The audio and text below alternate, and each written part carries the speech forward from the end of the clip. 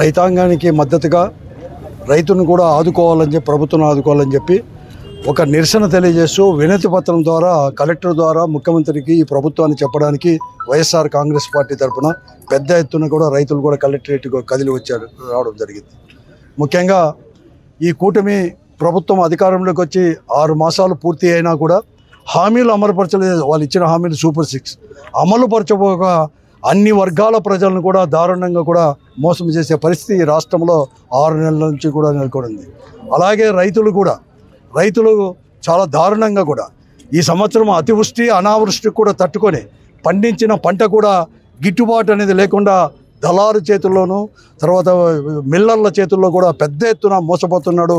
ప్రభుత్వం మాటలకు మాత్రమే పరిమితమైంది, చేతుల్లో మాత్రం చూపించలేదు. ప్రభుత్వం సమస్యలు పక్కదారు పట్టించడానికి ఉంది. కాబట్టి ఈరోజు ఒక హెచ్చరిక చేయాలని చెప్పి మా వైఎస్ఆర్ కాంగ్రెస్ పార్టీ తరఫున వినతి పత్రం ఇస్తూ ఒక హెచ్చరిక చేయాలని చెప్పేసి 4 డిమాండ్ల పైన కూడా ఈరోజు వినతి పత్రం కూడా ఇవ్వడింది. మద్దతు ధర మీరు ఏదైతే ప్రకటించారో వరికి 2300 2320 రూపాయలు ప్రకటించారు ఏ గ్రేడ్కు. ఇక్కడ బహిరంగ మార్కెట్లో ఈరోజు 2000 రూపాయలు మాత్రమే ఉంది. కానీ 2300 ఇచ్చేసి గత ప్రభుత్వంలో జగన్మోహన్ రెడ్డి గారు ముఖ్యమంత్రిగా ఉన్నప్పుడు ఎలా అయితే మద్దతు ధర 3200 కోట్ల రూపాయలు పెట్టుబడి చేసేసి మార్కెట్లో ఇంటర్వ్యూ చేశాడో అలా చేయాలని చెప్పేసి ఒక డిమాండ్ కూడా మేము పెట్టడం జరిగింది. ఇదే కాకుండా మీరు హామీ ఇచ్చారు. ఆ రోజు మేము దాదాపుగా కూడా 3000 కోట్ల రూపాయల పైన ఈ ఒక్క జిల్లాలోనే ఈరోజు పెట్టుబడి నిధి కింద కూడా ఆ రోజు మేము రైతులకు ఇవ్వడం జరిగింది. మీరు 20,000 రూపాయలు ఇస్తామన్నారు. ఇప్పటికే ఖరీఫ్ సీజన్ పూర్తి అయిపోయి 1 నెల కూడా అయిపోయింది.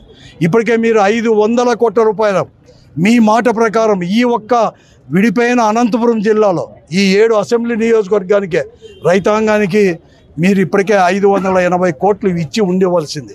కానీ ఈరోజు 1 రూపాయి కూడా ఇవ్వలేదు. ఈరోజు ప్రైవేట్ ఆఫీస్ పోతున్నారు.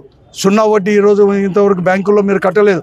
వెంటనే కూడా అవన్నీ కూడా ఇచ్చి చెల్లించాలని చెప్పేసి, అలాగే ఈరోజు మీరు అందరూ కూడా పెస్టిసైడ్స్ ఫర్టిలైజర్స్ బ్లాక్ మార్కెట్లో ఎంఆర్పి ధరల కంటే కూడా రైతును దారుణంగా మోసం చేస్తూ ఈరోజు కూడా ఉన్నాయి.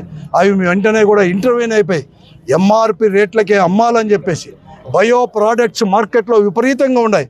అవన్నీ కూడా లేకుండా చేయాలని చెప్పేసి మీ అందరికి చెప్తున్నాను. ఇక్కడ మీ అధికారులు మీకు చెందిన ప్రజాప్రతినిధులు అందరూ కూడా కుమ్మక్కాయ వ్యాపారులతో ఈరోజు ఏదైతే పండించిన పంటకు కావచ్చు, వారు వాడే పెస్టిసైడ్స్ కానీ ఇవన్నీ కూడా చేశారు. కాబట్టి వెంటనే కూడా ఇంటర్వ్యూ అయితే చేకూర్చాలని చెప్పేసి మాటలకు పరిమితం అయితే ఇంకా ఉన్నాము. ఈరోజు వినతి పత్రం ద్వారా వైఎస్ఆర్ కాంగ్రెస్ పార్టీ మా నాయకుడు చెప్పింది కూడా అదే. మేమందరం కలిసి కూడా ఇచ్చాం. ఇంకా లేకపోతే ప్రత్యక్ష పోరాడడానికి దిగైనా సరే, మెడలు వంచైనా సరే ఈ ప్రభుత్వాన్ని మేము తప్పకుండా కూడా రైతాంగానికి ఆదుకునే దాంట్లో ఉంటాము. ఎందుకంటే ఇది ఒకప్పుడు 2004 కంటే రాజశేఖర రెడ్డి గారు ముఖ్యమంత్రి కాక మునుపు ఈ రాష్ట్రంలో ఈ జిల్లాలో ఆత్మహత్యలు, వలసలు, రైతులు ఇవన్నీ కూడా ఉండేది.